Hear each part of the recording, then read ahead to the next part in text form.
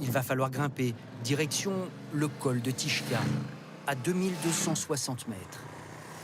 S'arrêter ici, c'est comme rentrer dans le bazar de la pierre. Je te montre quelque chose. Là-bas, il y a des choses à filmer bien. Viens ici. Mais prudence, le souvenir sent le piège. Ça, c'est pas naturel, mais c'est beau. Quartz rose, c'est pas cher. À 5 €, de toute façon, la réponse est toujours la même. Bonnes affaires, bien, et bon prix aussi. Mais quittons ce monde minéral pour redescendre vers la ville de Tellouet.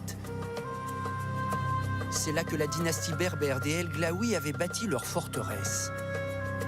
Ces seigneurs de l'Atlas ont construit leur puissance et leur richesse entre le 18e et le début du 20e siècle. Mohamed nous explique comment.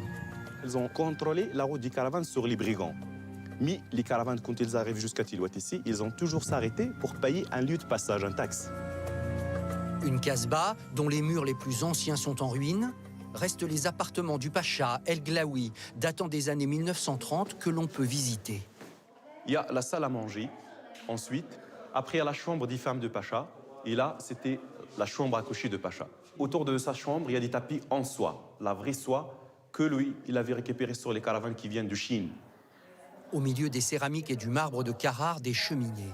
Parce qu'on est à 1800 mètres d'altitude. Pendant l'hiver ici, l'hiver c'est pénible, ça caille chez nous, donc il fait vraiment froid. Et quand on est pacha, on a des amis prestigieux qui vous rendent visite. Général Lyoté, Winston Churchill, Charles de Gaulle, Patente, Yves Saint Laurent et Charlie Chaplin.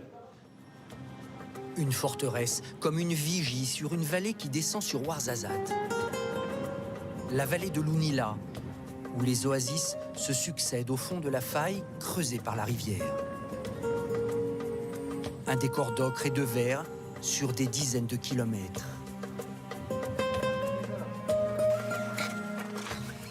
Donc là, on trouve de tout, hein. Des pommes de terre, des haricots, des carottes. Tout ce qu'on trouve dans un couscous, dans un tagine, ça vient pas d'un supermarché, ça vient de là. Avec ses 12 kilomètres de long, l'oasis de Fint est un petit paradis de palmiers et de lauriers roses. Sous les arbres, Jamal, un habitant de l'oasis, nous accueille. Bienvenue à l'oasis. Ici, il n'a pas plu depuis 2 mois, mais pas de problème d'eau. L'eau, elle vient entre 5 km d'ici, de la source. C'est avec ça pour régler les jardins. Des jardins cultivés. C'est ma famille, la cuisine qui est à gauche. Et là, c'est à droite, c'est ma sœur. Et chaque famille, tu peux trouver qu'ils ont 2 parcelles, 3 parcelles, même plus. Les femmes Là, c'est la récolte. ramassent le blé et l'orge. Et quand on demande à Jamal pourquoi il n'y a que des femmes, Les femmes, c'est leur tour. Maintenant, c'est de la faire la récolte. Et les hommes, c'est eux qui cultivent. une répartition des tâches dans ce jardin d'Éden. Le potager les oignons. Les oignons avec les petites carottes. C'est déjà les grenades, voilà. Ça, c'est les navets. Ça, on le met dans les tagines et le couscous. Plusieurs familles habitent le village.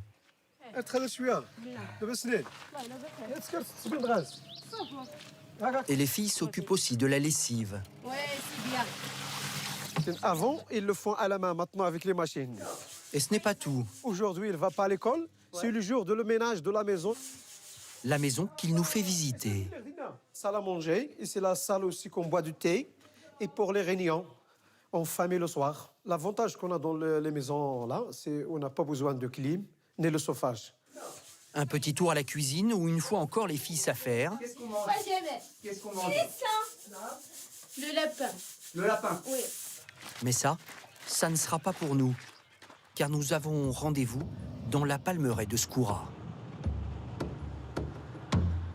Comme chaque jour, ils sont partis bien avant nous, Mohamed le cuisinier et son commis. Kafta, c'est les kafta.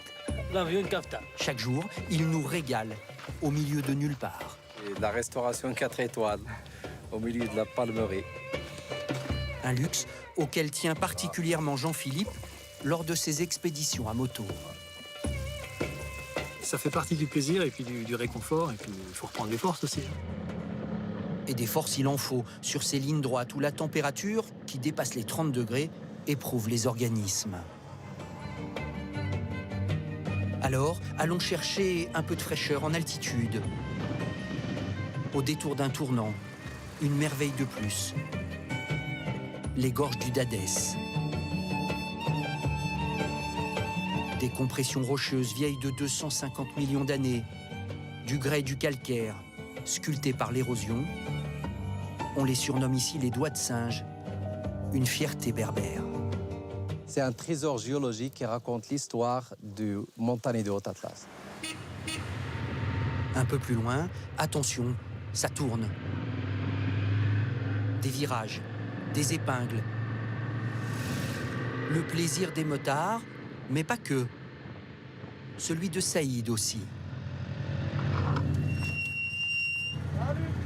Salut. Gorge étouffée. On vient dans les gorges presque tous les jours pour faire un tour, pour se balader. Le matin et le soir. Oui. C'est tellement joli que tu aimes venir. Oui. Comme Saïd et son frère, nous passerons la nuit dans ces gorges. L'hôtel qui surplombe nous ouvre sa terrasse et ses balcons sur le canyon. Et puis le patron est au petit soin avec nous. Bienvenue, salut. Merci, c'est gentil. Normal, c'est un motard.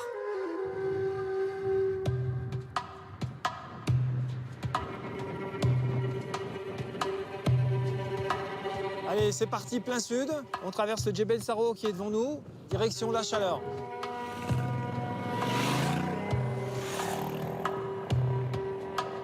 Reste quand même cette barrière de pierre à franchir.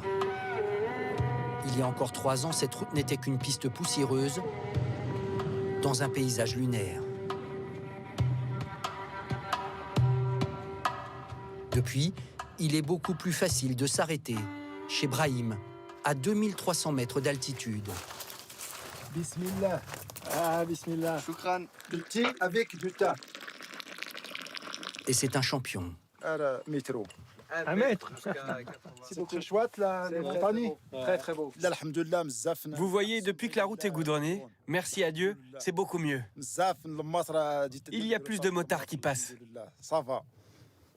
Les Sahara, c'est derrière les montagnes. Bonne route. Descente rapide, nous quittons la Lune. Jusqu'à Zagora est la plus grande palmeraie du monde, 220 km de long, dans la vallée du Dra. Une vallée où bientôt le sable va faire son apparition dans le petit village de Tagounit. Hicham, notre mécanicien, nous rejoint à moto pour la sortie de l'école. C'est ta fille. Nos bolides font sensation. Fièrement, on prend la pause, et même plus. Les sourires font plaisir à voir. Elle est trop belle. La moto, c'est un truc qui déchaîne les passions, quoi. L'engin magnifique, qui est puissant, qui dégage de la poussière. Et puis le fait qu'on soit à leur contact. On est tout simplement accessible.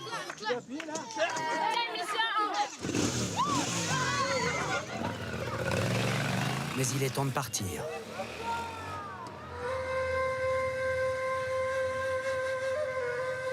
Les dunes nous attendent.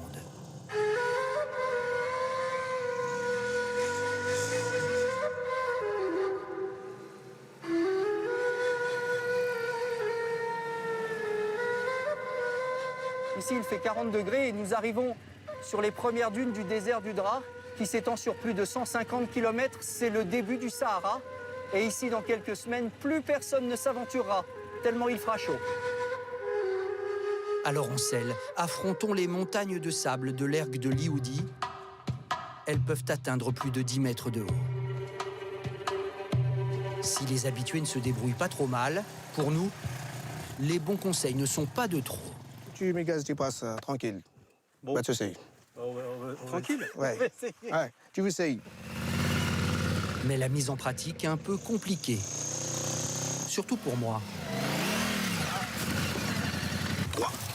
Pas de mal, le plus dur c'est de relever dans le sable les 200 kilos de la moto.